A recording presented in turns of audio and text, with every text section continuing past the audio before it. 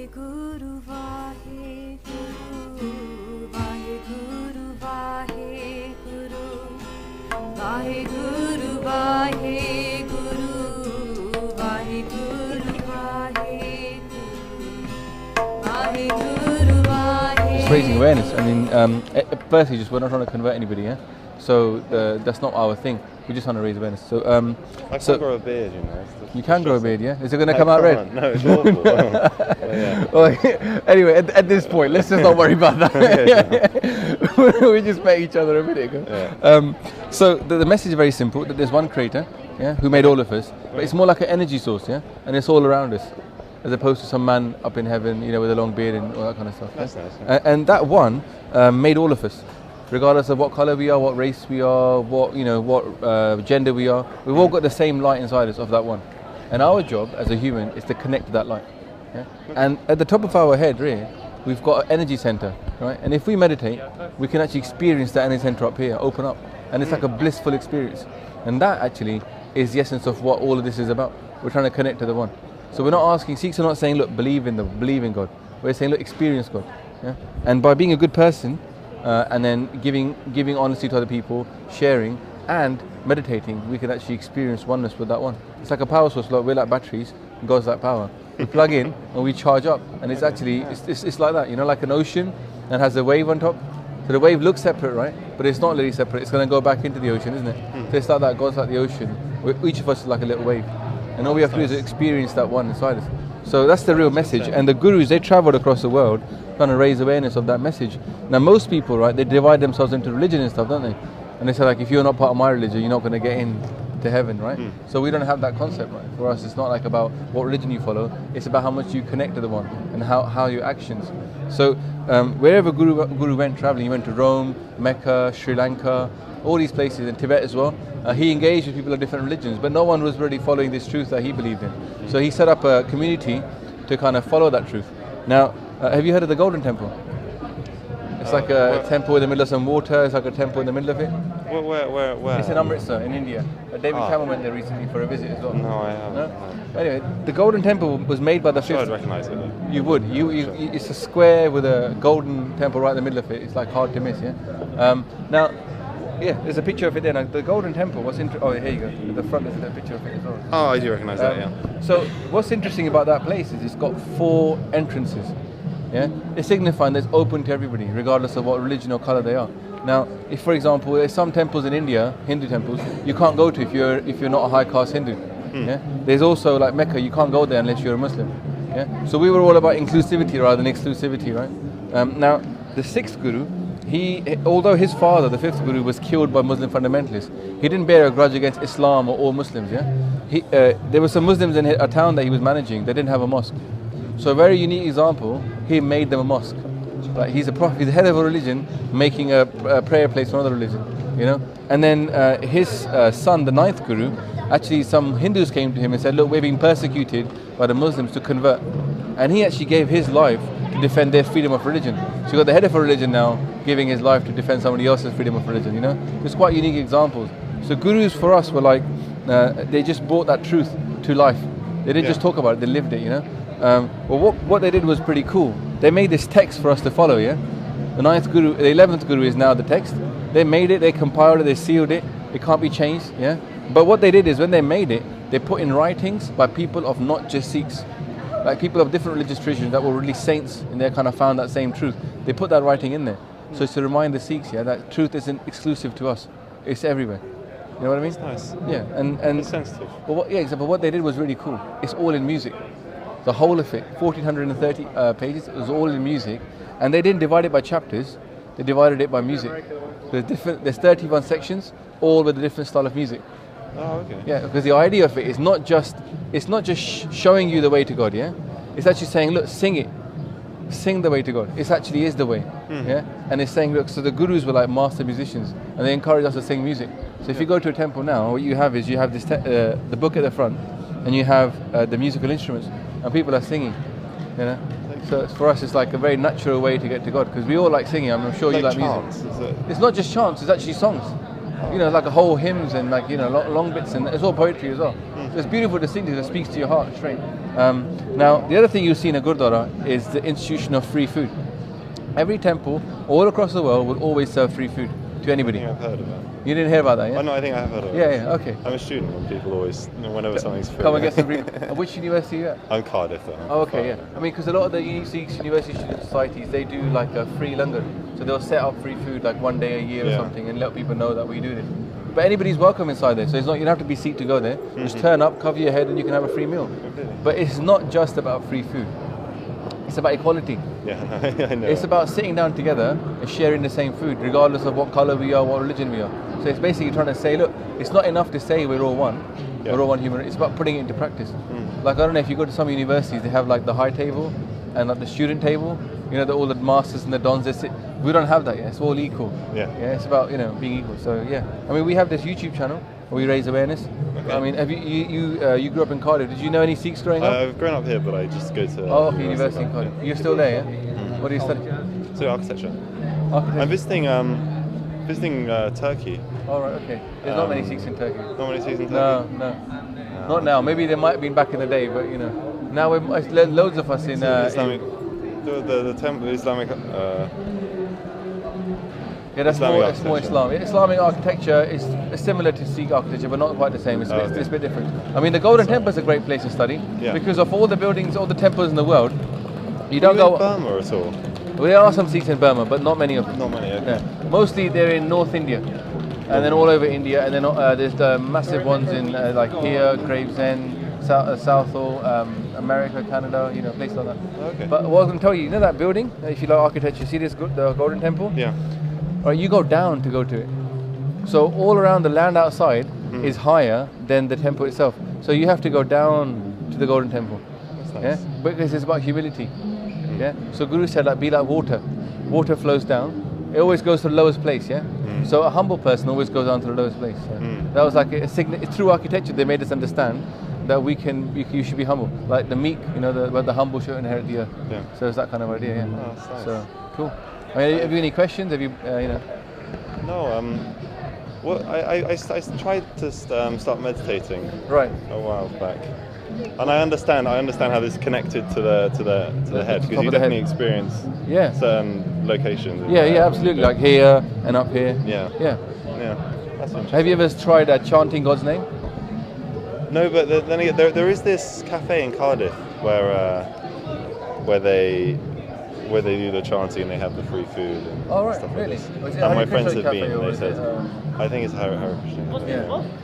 Yeah, they're a bit more esoteric to what we're doing. We're kind of more. It's more simple because we don't believe in monks not being. You know, they have all this. A lot of religions have decided that you have to be a celibate person to be religious. So we don't agree with that. We don't have any monks. We don't have any holy people. Everybody's equally accessible to the one. Yeah, so anybody can lead the prayers. Anybody can do anything. So it's more that we should live like normal human beings. You know, be married, have kids, and all that kind of stuff. But still, we should try and meditate and connect to the one.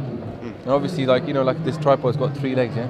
So like hard work, honest hard work, sharing, and then meditation. And without any of these 3, the tripod just falls over. Yeah. So that the human life is so valuable that unless we do the meditation and being a good person, we'll throw it away. So for us, it's like key, like we connect. And it's a really blissful experience. I mean, I recommend it to you highly, you know. I guess if you're ever in a Gurdwara or near a Gurdwara, just pop in and, you know, try some of the meditations. It sounds nice. It doesn't sound so isolated versus other religions. Other religions maybe trap you, trap you into. You have a list of things you need to do's and don'ts. Yeah. No, our ethics are more character-based ethics. So it's not about ticking the boxes to say that I've done this, this, and this. It's about knowing what you've done. It's more about building the kind of character that instinctively does the right thing. So you have to be more compassionate. You have to accept equality as a fundamental part of being human. Yeah, that we're all equal. Yeah. We have to be loving. We have to believe in morality. Yeah, we have to be forgiving. So forgiveness is a big part of being a good person, because if you keep holding inside you, you know. So we've got 5 things that we call thieves, because what they do is they steal your spirituality from you. So we call them thieves, yeah? They It's not like right or wrong. It's just like they just nick stuff off you, so you don't want to hang out with them. Yeah, Okay. they're like bad for you. Yeah. And those are like lust, pride, anger, greed, and attachment. So it's very Buddhist in the sense of attachment, but also the idea of greed, of sharing what you have is, you can fight that by sharing. So somebody's greedy, if they start serving people, they'll become less greedy because they'll be like, oh man, what am I doing with all this stuff when I could just give it to these people and make them so happy and make myself so happy. So it's just, for us, it's like a very coherent way of living. It's like very much in line with how a human being instinctively wants to be. Yeah. But it's just that the world tells you that you have to be so exploitative and nick from other people. But maybe we don't, And the gurus were like an example of that, because they didn't they didn't gather wealth for themselves.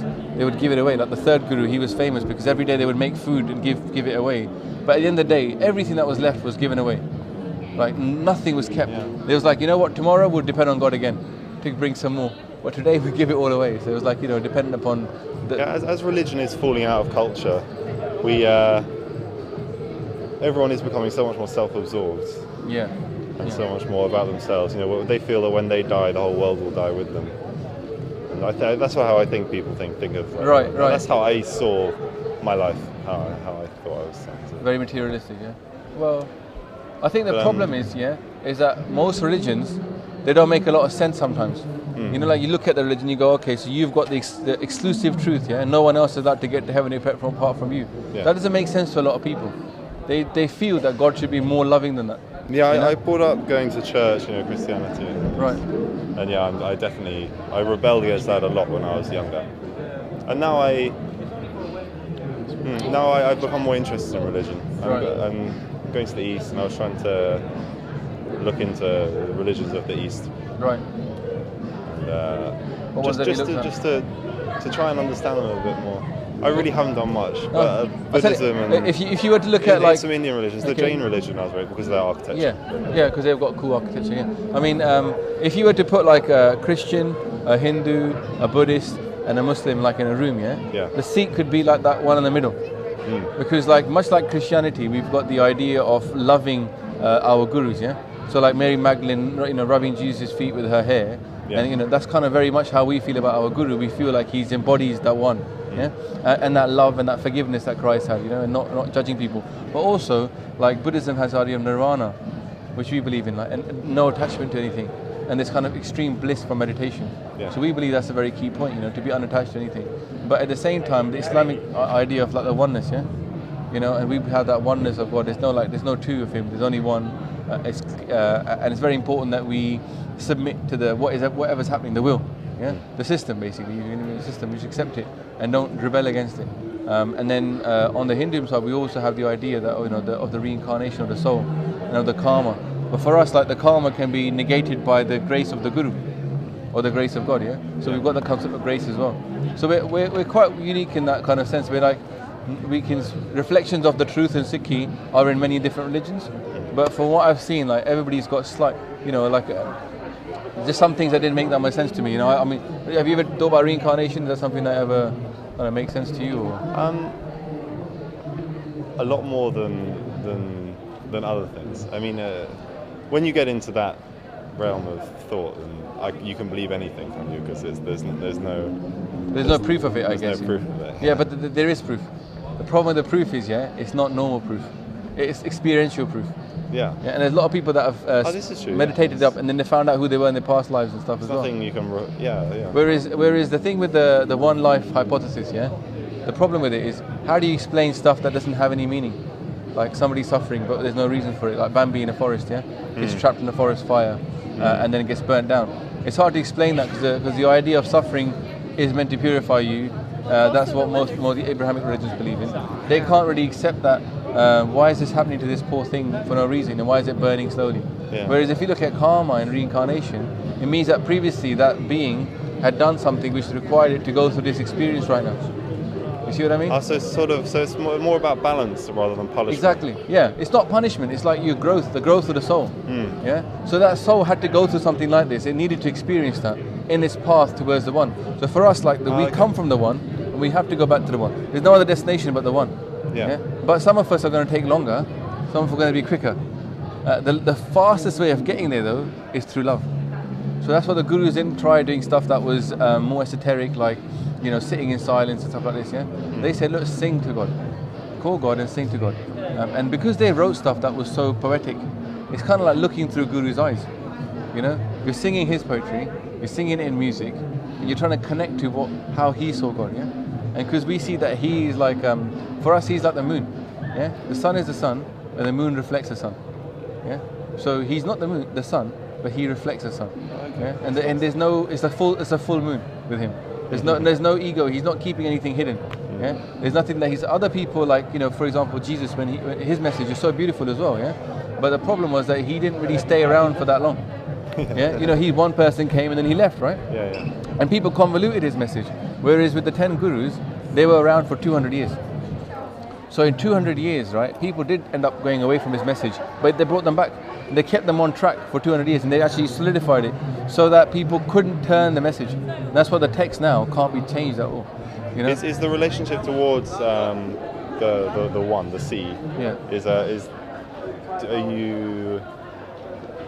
Do you keep similar relationships to your friends and to? Oh no, absolutely. You live like a normal person. You know, Yeah. you live in the world. You work. You've got family. Your kids. You have to be live in honest the. and open. No, but you have to accept that you would not break your attachment to the one for anybody. Like if your family said, you know what, stop praying, you said, I can't do that. Stop meditating, I can't do that. Because you have to live that spiritual life, but you can live the other world. So that's why we try to do it. Throw away one of your legs. So. Yeah, exactly. Yeah, then you're going to fall over, right? Yeah. It's going to be all over. Especially when you know the truth, yeah? Especially when you know that you've connected to the one, and you can't then throw that away because it's real. It's like you met your parents, yeah? Then you don't have to believe in your parents. You know them, right? Yeah. So it's kind of, most people will tell you to believe in God, right? Yeah. But that's kind of it kind of lessens how great. I mean, for me, like, God is so great. Why wouldn't God let you experience Him? Yeah. Whereas people say, like, oh, you know, yeah. So for most people, they have this idea that God has to be outside the world. But that doesn't make it science. Have you ever studied science or anything like that? Yeah. Yeah, like if you look at science, yeah, it tells you that physics, right? Everything came from the one, right? So all atom is just electrons, neutrons, and protons, right? So therefore, it's all energy, right? So when people say, oh, God can't be in that thing, well, that thing is just it's just energy. Yeah, like people say, oh, some people will say, you know, God can't be in the world because how can He be in the dirt? God's pure. He can't be in the dirt, right? Whereas that doesn't make any sense because the dirt was once, you know, part of the earth. You grew food from it, you ate it. You like that, but you don't like the dirt. You see what I mean? It's a very sort of dualistic way of thinking. So for us, it's like oneness. It's just this one being that's everywhere. Inside the world, everywhere, inside us. And all we got to do is connect. And the proof is in the pudding, right? The proof is in when we connect, we realize how amazing it is. So the Gurus kind of set the example, you know, of how amazing somebody could live were they connected to the one. And so for us, they're like the ideal role models. But the stuff they did, like I showed you, it's pretty amazing stuff. It's kind of unparalleled, you know. So that's why for me, like I was 21 when I became a Sikh. I was at university, and I wasn't really, you know, following it. How did you become a Sikh? Yeah, well, it's a bit of a long story. Basically, I was looking for a bit of meaning, you know, because I was like, you know, just wandering around, you know, not. Maybe a similar stage to I am. Yeah, and what happened to me was I you know, I wanted to find out more about Sikhism because that's from my family, was from a Sikh family, and so I decided to go to this camp. So it wasn't your parents? My parents aren't really following it, really. Oh, yeah, and but they're from that tradition and background, yeah. So I went to this meditation camp. It's like a retreat, and every morning they wake up at like 3 a.m. They would meditate for an hour. And so I was like, you know what, I'll try that. Just, I don't know, I've tried everything else. I want to try this first. So I tried it, and it really just blew me away. I was like, hard to describe it to somebody because Guru describes it like somebody who's mute, can't speak, talking about sugar. They can't. They just smile and they go, nice, you know. But they can't really describe that experience. But the point is, the experience was mind blowing, you know. Yeah. And I was like crying every day in tears, and it was just, and I realized like this is the truth, you know, that this one exists and it's inside me. And so for the next thing, I couldn't ignore that truth. I had to follow it, you know. And it's like the rabbit hole, you know, Alice in Wonderland. I had to just go down that hole and see where it took me. So here I am, turban beard, you know, that kind of stuff. I mean, for us, it's like a Sikhi. Or Sikhism is like a beautiful garden. Anybody can go inside that garden and enjoy the fragrance, yeah? And just experience it and just like take what they can from it, you know? But around that garden, you often put a fence, yeah? Stop people ripping it apart, you know? And so for us, the Khalsa, these guys, us, what we are, we're like the fence around the garden. We're just keeping it safe for everybody else. So it's not necessary for someone to say, oh, you have to become a Sikh, you know. You just come in, learn a bit more, find out more, take away what, you know, take what you want. But ultimately, the garden is protected by us guys, who are like, you know, the kind of turban wearing, 5K wearing stuff. So, I mean, do you know about the 5Ks or anything like that? The 5 what? 5Ks? No. No. The Sikhs have this thing, like, you know, like men, like, for us, like, men should be real men kind of thing, yeah? Yeah. But we also have this thing, like, that human beings, the ideal for human being is a saintly soldier.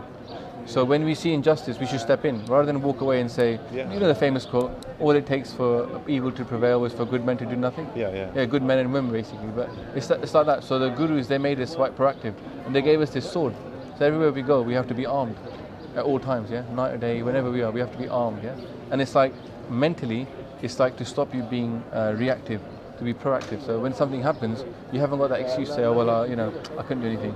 You know, that girl was being bothered by that guy, but who am I, you know, what can I do? But we're armed, right? So we have to be able to step in. And if So you're need armed be, now? yeah, we're always armed, all of us are.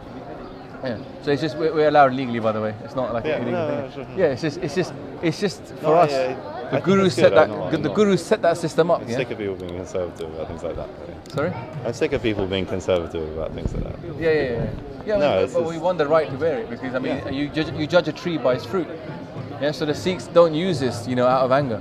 We don't drink, we don't do drugs, so we're sober all the time. We meditate, and then we don't use it except in self-defense or for defense of others. So it's only to be used to defend other people or for ourselves. It's not to be used as an act of aggression. We're not like trying to take over the world and rule everybody. This is an extension of who you are. Yeah, exactly. We're saintly soldiers. So, you know, we look different. And the idea of this, what we have now, is like, it's so that, you know, if somebody sees us, if somebody sees a Sikh, they can ask them for help. But how would you spot one? Yeah, but this is a cool way to spot one, right? Because you can always say, oh, that guy must be Sikh, like he's got a turban, beard, yeah, that must be. So we can ask him for help. And we are morally bound to help people, you know? We're like God's soldiers. That's how we see it. Nice. Yeah, the God's army, so. But not trying to convert people, but trying to help people. Yeah. Cool. Well, look, there's a YouTube channel with like hundreds of videos on there. Check it out. You know, I definitely will. Actually. Yeah, there's some about science, about the Big Bang and what we think about that, and there's some about like what is our response to people who are atheist, you know, like the kind of God is not great, but Christopher Hitchens, that kind of argument. Yeah. What is our response to that? So we've got that on there as well. You know, different topics. Yeah, it's quite a lot to learn, but you know, feel free. Okay. Thank you. Nice talking to you. What was your name? Nice talking to you. I'm Jack. Nice to meet you. Vaheguru, Vaheguru, Vaheguru.